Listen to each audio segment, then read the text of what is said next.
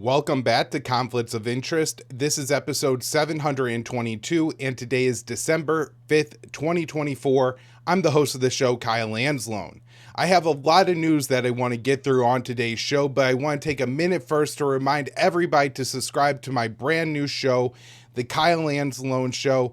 The link is the first link in the very top of the show notes page, so it's extremely easy for everybody to find.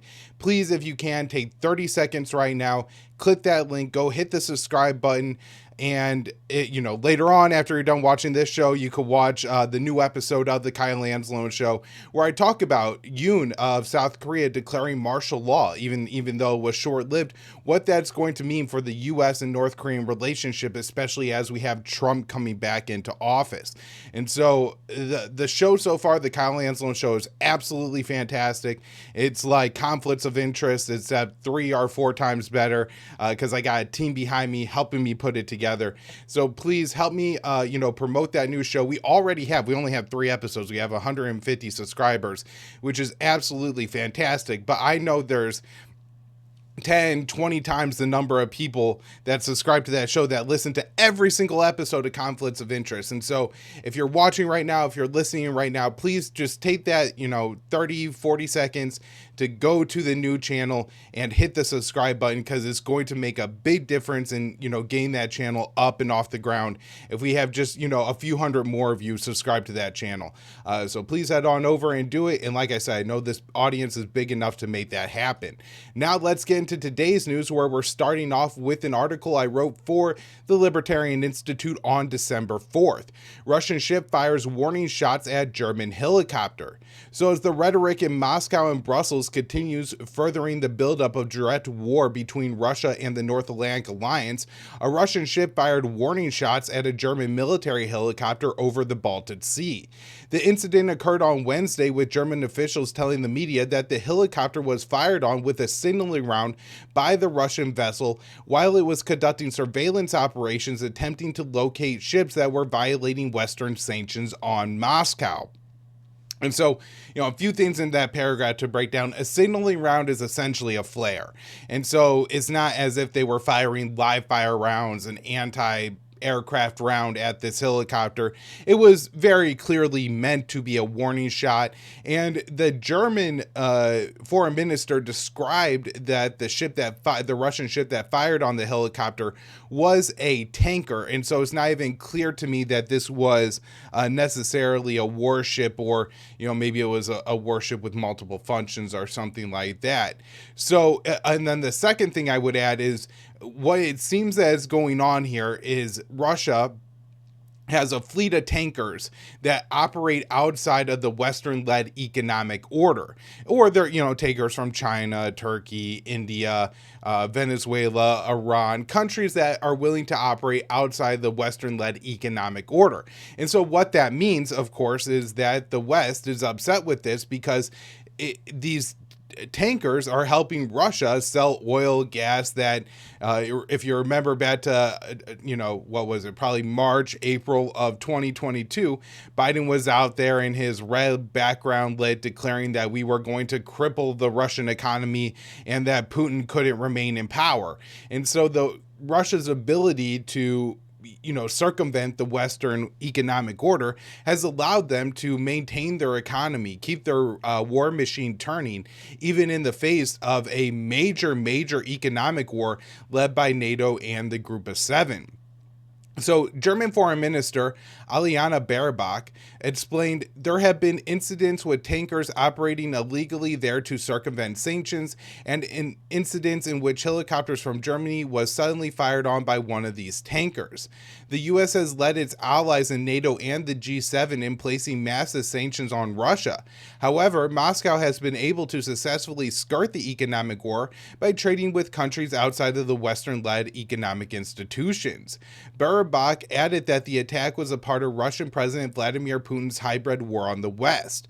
She said, the Russian president, with support from others, is further expanding these hybrid attacks on the European peace order.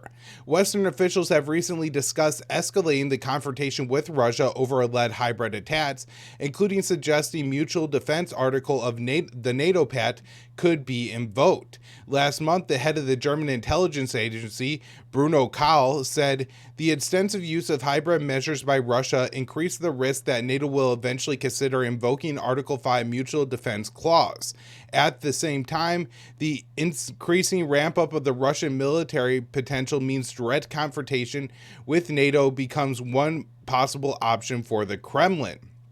On Tuesday, NATO Secretary General Mark Rutte made similar comments during a gathering of NATO foreign ministers. He said, over the past years, Russia and China have tried to destabilize our nations with acts of sabotage, cyber attacks, disinformation, and energy blackmail to intimidate us. NATO allies will continue to stand together in the face of these threats through a range of measures, including greater intelligence sharing and better protection of critical infrastructure. As Russia and the U.S. maintain the world's two largest nuclear powers, any direct war between NATO and Moscow will likely have catastrophic consequences for the planet. And so, again, let's keep an eye on this phrase over the coming, I guess 7 weeks here before Donald Trump returns to office, hybrid warfare, because again, this could be a pretext that NATO is looking to gin up to then say, oh, we have to increase what we're doing against Russia. All right. Next up here, Blinken says Ukraine must send younger people into war. This one from our friend Dave DeCamp at antiwar.com, December 4th. Secretary of State Antony Blinken said Wednesday that Ukraine needs to send younger people to fight Russian forces as the U.S. is pressuring Ukraine to start conscripting teenagers for combat. Ukraine's current minimum conscription age is 25, and the U.S. wants it lowered to 18. Ukrainians 18 to 25 can join the military to fight, but cannot be forced into combat under the latest mobilization law. So Blinken told Reuters in an interview at the NATO headquarters in Brussels, these are very hard decisions, and I fully both understand and respect that. But for example, getting younger people into the fight, we think many of us is necessary. Right now, 18 to 25-year-olds are not in the fight. NATO Secretary General Rutte echoed Blinken's comments, saying, we have to make sure, obviously, also that enough people are available within Ukraine. We probably need more people to move to the front lines. The calls from Blinken comes as it is clear there is no path to Ukrainian victory, but the Biden administration is doing everything it can to escalate the proxy war before President-elect Donald Trump is inaugurated on January 20th. Ukrainians are also ready for an end to the war, as a recent Gallup poll found a majority of Ukrainians, 52%. And by the way, there's only about 30-something% that actually want the fighting to continue. So it's like a 20% difference between Ukrainians who want talks and Ukrainians who want to keep fighting. Those Ukrainian 52% want peace with Russia and to end the conflict. Earlier this year, Ukrainian President Zelensky signed a mobilization law that lowered the age of conscription from 27 to 25, but has so far resisted calls from the U.S. to lower it more. An aide to Zelensky said in October that Ukraine has been under pressure from American politicians, both Republicans and Democrats, to recruit 18-year-olds. And unlike a lot of the pressure that is on the West, this is something that might not actually rescind or become less on Ukraine if Trump takes office. One of the main backers of this policy is Lindsey Graham. All right, next up here, House Speaker Mike Johnson rejects Biden request for additional Ukraine spending. A little bit of good news on the show. Now, we don't always have that here. But House Speaker Mike Johnson, a Republican from Louisiana, on Wednesday rejected a request from President Biden to include additional spending for the proxy war in Ukraine as a part of a continuing resolution Congress is expected to pass before the end of the year. The White House's Office of Management and Budget asked Congress for an additional $24 billion, which included $8 billion in funds to purchase weapons for Ukraine and $16 billion to replace U.S. military military equipment that's already been sent to Ukraine. And so I want to highlight this again, because this is so important. It doesn't get talked about enough. But the Biden administration continues to send Ukraine more weapons than they actually have money to replace in American stockpiles. I'm sure this is problematic from the standpoint of the military on a logistics side, right? If you're emptying your stockpiles, the Presidential Drawdown Authority, which is what Biden has used to send most of the weapons to Ukraine, gives the president, say, a few $100 million on an average year to send a country, some Humvees, some, maybe an artillery system, some ammunition, something like this from American stockpiles. And I think the idea is partly that eventually this stuff gets old and becomes less usable. And so if we could send little bits out here and there, then that's a way that, we'll just replenish it on our end when we need new materials, right? Well, that's not what's happened even remotely when it's come to Ukraine. We're not talking about a few $100 million. We're talking about tens of billions of dollars of American weapons were taken from American stockpiles using the Presidential Drawdown Authority and sent to Ukraine. Now, those weapons... So let's say Congress gives the president $1 billion, just a nice even number, $1 billion to send weapons to Ukraine. And the White House does that. They send some MRAPs, some different kinds of armored vehicles, some ammunition, some artillery shells. Okay, that's $1 billion worth of weapons that we just sent to Ukraine.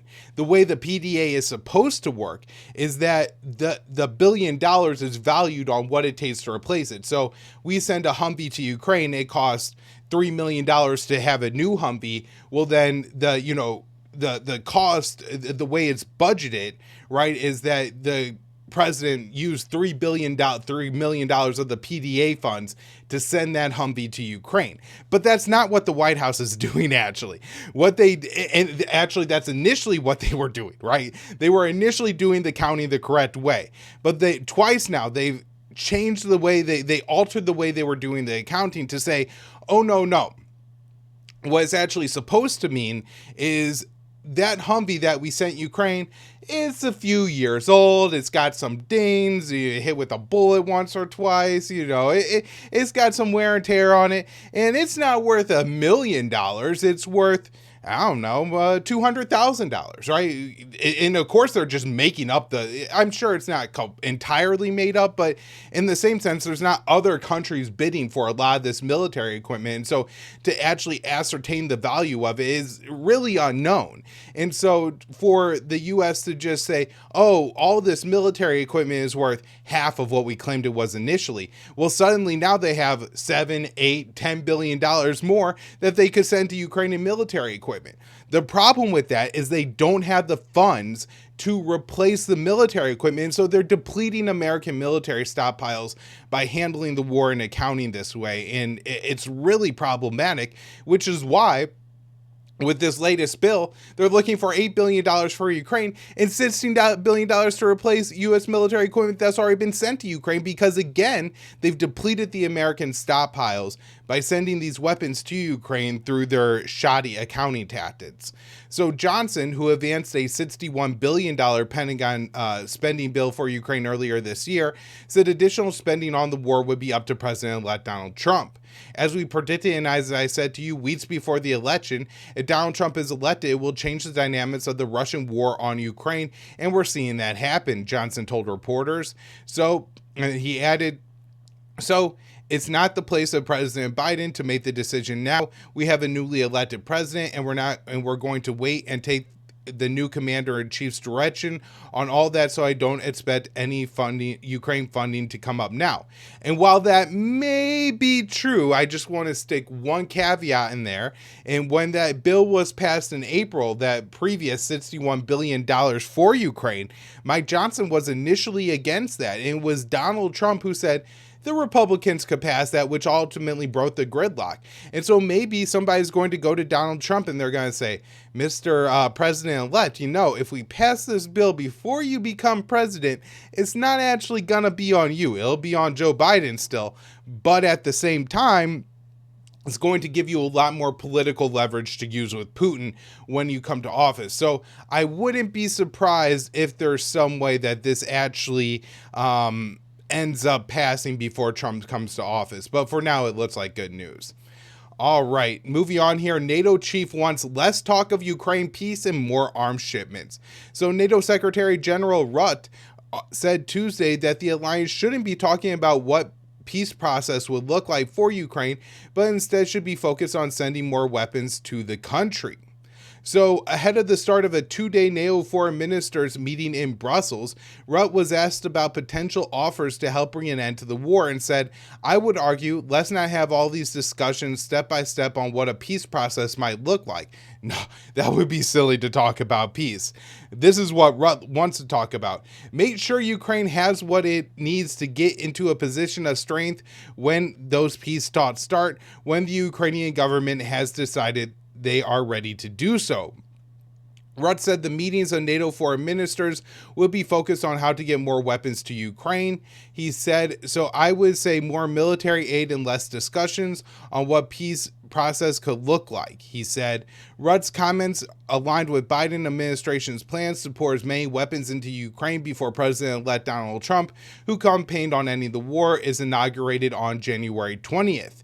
In recent weeks, Biden has signed off on a significant escalations, including NATO-supported long-range attacks in Russia and the provision of widely banned anti-personnel mines. Zelensky recently suggested he could temporarily cede territory to Russia in exchange for NATO protection over Ukraine, which, while marks a shift in his previous position, would still be a non-starter for the Kremlin. All right, let's update the situation in South Korea. And again, if you want a more detailed analysis of all of this, check out the latest episode of the Kyle Anzalone Show. But this one is an update from what I covered on the show. South Korea's Yoon lifts martial law after night of turmoil. So South Korean President Yoon Suk-yeol has lifted a short-lived martial law order that he enacted late Tuesday after accusing his opposition of anti-state activities and of being infiltrated by North Korea. Yoon said in the address on Tuesday night, the martial law is aimed at eradicating pro-North Korean forces to protect the constitutional order of freedom. By 4:30 a.m. on Wednesday, the martial law order was lifted after the country's 300-seat parliament, the National Assembly, convened and voted 190-0 for it. And apparently these scenes, and I haven't been able to kind of nail down all these details yet, but one that does seem true is that the opposition party, the Democratic Party of South Korea, their I guess, who leads that party and is effectively, the speaker of their parliament, actually had to scale into the building through a window in order to, get into whatever chambers that he needed to get into to make this vote happen. And so there's, going to be a lot of stories and a lot of, heroism that comes out of an event like this. And I think it's likely to propel the Democratic Party to winning an upcoming presidential election in South Korea after Yoon is expelled from office. So, the martial law declaration was condemned by both opposition and the leader of Yoon's People's Power Party, Hong Dong-hoon, who denounced the move as wrong and said he would work to overturn the decision. Opposition politicians are now working to impeach Yoon. Yoon's popularity has significantly declined since he came into office in 2022, with his latest approval rating at around 25%. His approval rating was at its highest in June of 2022, shortly after his inauguration at 53%, and he won that previous election by one of the closest margins in South Korean presidential elections history, less than 1%. The U.S., which has around 27,000 troops in South Korea, responded to the political turmoil by voicing grave concern and saying that any dispute should be settled peacefully. President Biden has been a strong backer of Yoon and has helped advance his agenda of taking a harder line towards North Korea, which has significantly raised tensions on the Korean Peninsula. Together, Biden and Yoon restarted major war games on the Korean Peninsula, and the U.S. deployed significant firepower to South Korea, including including locking into a cycle of tit-for-tat escalations with North Korea. The most important provocations were the nuclear-armed weapon systems, such as a submarine that the U.S. deployed to South Korea during Biden's term. All right, next up here, this is a follow-up from the last episode of Conflicts of Interest. Hamas' response to Trump's threats says it should be directed at Netanyahu. So on Tuesday, a Hamas official responded to President-elect Donald Trump's warning that there would be, quote, all hell to pay if Israeli hostages in Gaza weren't released by his inauguration. Trump didn't mention Hamas by name, but his warning appeared to threaten U.S. strikes on the Palestinian group, saying those responsible will be hit harder than anybody has been hit in the long and storied history of the United States of America. Bassam Naam, a senior member of Hamas's political bureau, said Trump's threat should be directed at Israeli Prime Minister Benjamin Netanyahu, citing his efforts to sabotage a hostage and ceasefire deal. Israeli officials and media reports have also blamed Netanyahu for the lack of a deal. It really seems to be only American politicians who haven't gotten that message through to them yet. So, let's see. Naam said, Hamas understands that Trump's message is in fact directed primarily at Netanyahu and his government. Naam said the Netanyahu government has been using negotiations as a cover to advance its own agenda. He said Netanyahu's government must put an end to the deceptive charade. So former Defense Minister Yoav Gallant, who was recently fired by Netanyahu, said the Prime Minister sabotaged his chances of a deal by demanding Israel maintain control of the Philadelphia corridor along the Gaza-Egypt border. So Gallant told hostage families on November 7th, I can tell you what there was not security considerations. The IDF and I said there was no security reasons for remaining in the Philadelphia corridor. Netanyahu said that it was a diplomatic consideration. I'm telling you, there was no diplomatic consideration. There are believed to be 97 Israeli hostages remaining in Gaza, with Israeli media reporting in September that Netanyahu had already reported that half of the hostages were believed to have been killed already. So the Israeli newspaper Haaretz reported in October that the Israeli government was done with ceasefire talks and was instead focused on annexing portions of the Gaza Strip. There's always been some recent efforts made by mediators to restart talks, but there's no sign it's going to go anywhere, and there's no end in sight to the daily slaughter going on in Gaza. All right, one more story about Gaza here. Ben Gvir says Netanyahu is open to expelling Palestinians from Gaza. So Israeli National Security Minister Itamar Ben Gvir, the leader of the Jewish Power Party, has said that Israeli Prime Minister Benjamin Netanyahu is expressing openness to the idea of expelling Palestinians from the Gaza Strip. Ben Gvir and other ministers are openly in support of establishing Jewish settlements in Gaza and cleansing the land of its Palestinian population.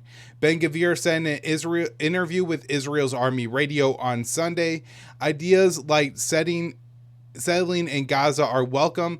The only times we defend our enemies where we took territory from them, but that doesn't satisfy me. I also want to encourage the emigration of the Palestinians from Gaza. I am working hard to promote the encouragement of migration from Gaza with the Prime Minister and am beginning to discover some openness on the matter. This is really disgusting talk, by the way, how the Israelis now so openly talk about voluntary migration and how they're just going to send the Palestinians somewhere else, as if, you know, this isn't an ethnic cleansing, this isn't a genocide, what they're openly discussing in this somewhat flowery language. So Netanyahu has previously claimed the idea of expelling Palestinians and building settlements is not part of his plan for Gaza. But according to the Israeli media, he said in December of 2023 that he was looking for other countries to absorb Palestinians from Gaza. On the ground, the Israeli military is paving the way for settlements in some parts of Gaza at least. Since early October, the IDF has conducted an ethnic cleansing campaign in northern Gaza, focused on 3 cities, where it is demolishing homes so Palestinians have no place to return. Settler leaders are confident that settlements are coming and have even scouted some locations inside of Gaza with assistance from the IDF. Many members of Netanyahu's Likud party have expressed strong support for settlements, and many have also called for the ethnic cleansing of the Palestinians. May Golan, a Likud member and the Minister of Social Equality in the Advancement of the Status of Women, recently called for another Nakba, referring to the ethnic cleansing of the Palestinian Arabs when the modern state of Israel was formed in 1948. We will hit them where it hurts, their land. Anyone who uses their plot of land to plan another Holocaust will receive from us, with God's help, another Nakba that they will tell their children and grandchildren about for the next 50 years, Golan said. So just again, absolutely horrifyingly disturbing comments from Israeli elected leaders. And every time they make those kind of comments, they're just, sent another group of shipment of weapons by Joe Biden and the U.S. All right, let's talk about the situation in Lebanon now. Blinken claims Lebanon ceasefire is holding despite Israeli fire. So Secretary of State Antony Blinken on Wednesday claimed that Lebanon's ceasefire was holding despite repeated Israeli attacks on southern Lebanon. At a press conference in Brussels, Blinken was asked if Israel had violated the ceasefire by bombing southern Lebanon, but didn't give a direct answer and pointed to mechanisms established by the U.S. and France meant to uphold the truth. Blinken said the ceasefire is holding and we're using the mechanism that was established when any concerns have arisen about alleged or purported violations. As of Tuesday, Israeli strikes on South Lebanon have killed 15 people since the ceasefire was supposed to go into effect last Wednesday. Hezbollah has only fired 2 rockets, which it did on Monday as warning shots in response to the repeated Israeli violations. At that point, Israel had already violated the ceasefire 100 times, according to the UN peacekeeping force in Lebanon. The reporter questioning Blinken noted media reports that the U.S. has told Israel it believes the Israeli military is violating the ceasefire, but Blinken refused to say so publicly. I'm not going to respond or get into any private diplomatic conversations that we've had. All I can tell you is that the mechanism we established with France to make sure the ceasefire is effectively monitored and implemented is working, which is clearly not. And so this is, disappointing that Blinken's saying this, but at the same time, not very surprising. Okay, a couple more articles I want to get into here on Syria. This one from Dave DeCamp, December 2nd, antiwar.com. Jade Sullivan says U.S. won't cry about the pressure Israel is facing from al-Qaeda-linked fighters. Sometimes Dave writes these headlines for antiwar.com, and I will almost send him a message or send him one in jest and say, Dave, do you actually have this headline right? Americans should be absolutely, we should, I know Joe Biden's already on his way out the door, but backing al-Qaeda, but saying that we're happy with al-Qaeda gaining momentum in Syria should be at least something that raises a lot of red flags among the American people. But, outside of antiwar.com and our readership, these kinds of stories don't get a whole lot of attention. So, National Security Advisor Jade Sullivan on Sunday said the U.S. would not cry over the presence of the Syrian government pressure the Syrian government and its allies were facing from an offensive on Aleppo led by Harir Tahrir al-Sham, an offshoot of al-Qaeda. Sullivan acknowledged that HTS was a terrorist organization designated by the United States and said the U.S. has real concerns about the designs and objectives of the organization. But then he added, at the same time, of course, we don't cry over the fact that the Assad government, backed by Russia, Iran, and Hezbollah, are facing certain kinds of pressures. And so, it's impossible to comprehend how this could be U.S. policy. If there are people in the world who actually want to kill and harm Americans, it's al-Qaeda. And where is there the largest and most prolific al-Qaeda presence in the world? It's in northwestern Syria, previously the Idlib province, now the Idlib province and Aleppo. And so as an American, we should all be extremely upset that HTS is gaining ground, more influence, more power, and yet our government is saying that they're happy about it. Now, all right, This last one is from Jason Ditz here that just, goes to add that we're not just happy about it, we're facilitating this. So this one from Jason Ditz, antiwar.com, December 3rd, U.S.-backed Kurdish forces attacking East Syria villages. So the Syrian civil war and its various fronts continue to re-escalate today, with the Kurdish SDF attacking and temporarily claiming they had captured 7 villages in the eastern Deir al-Zor province. The villages are along the path between the provincial capital and Abu Kamal border crossing with Iraq, which was one of the last strongholds of ISIS. The villages didn't ultimately remain in the SDF hands, with the Syrian army reporting they had repelled them after intense fighting. The decision of the SDF to attack in the first place does not appear to have been entirely their own, however. The U.S. not only supported the SDF attack, but according to Al-Mayadeen, the U.S. military actually instructed the SDF's Deir al-Zor Military Council to attack those specific villages, meant to take advantage of the recent territory losses and fighting further west between Syrian forces and HTS. And so again, what is this effectively going to do? It's going to distract and reposition some of Assad's forces away from killing jihadists, away from killing Al-Qaeda, away from retaking territory from Al-Qaeda, from putting these people in the ground, the enemies of the American people in the ground. We are actively helping Al-Qaeda, encouraging other attacks on the Syrian government in order to distract what Assad is trying to. This is insane. This is treason against the American people right here. So, U.S. involvement in the attacks didn't end there, however. The U.S. provided artillery support, firing artillery out of the Conoco outpost, which is near oil fields. The U.S. shelled the village of Kashasham, hitting it with at least 12 shells. U.S. officials confirmed carrying out strikes in eastern Syria, hitting a tank and other targets. They claimed that the rocket attack hit somewhere near their position, and that Syrian military assets prevented a clear and imminent threat to U.S. forces.